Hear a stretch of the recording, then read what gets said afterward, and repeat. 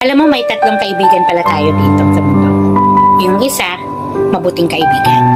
Ito naman, yung matalik na kaibigan. At ito naman, yung masamang kaibigan.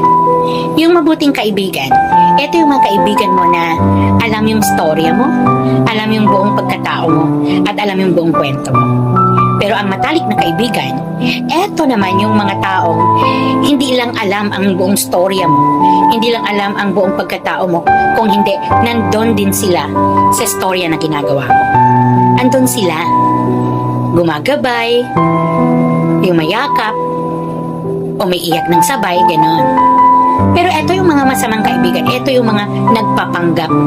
Nagpapanggap na alam nila ang buong storya, na alam nila ang buong pagkatao mo. Pero ang totoo, hindi. At sila pa ang gumagawa ng storya para maging masama ka sa iba. Kaya, alam mo, napag-isip-isip ko talaga na dito sa mundo, you have to think a million times before you give your trust to a certain person. Kasi hindi mo alam, yung magtatraidor pala sa'yo ay nasa tabi mo na.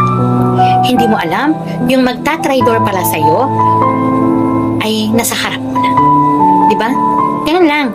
And kung may mga matalik na kaibigan dito sa mundo, bakit hindi tayo pwede maging matalik na kaibigan din? Kung sila nga, kaya nila maging matalik na kaibigan natin, bakit tayo hindi pwede ibigay din ang gusto nila na matalik na kaibigan? Alam mo, lahat ng mga tao ninanais yang magkaroon ng matalik na kaibigan. Kasi yung time na if you were down, nandyan siya parate, yung hindi ka iiwanan. Kasi nga matalik na kaibigan, alam mo talaga yung story mo. At saka pag matalik na kaibigan ka talaga, hindi ka makikinig sa storya ng iba. Kasi mas kilala mo ang kaibigan mo.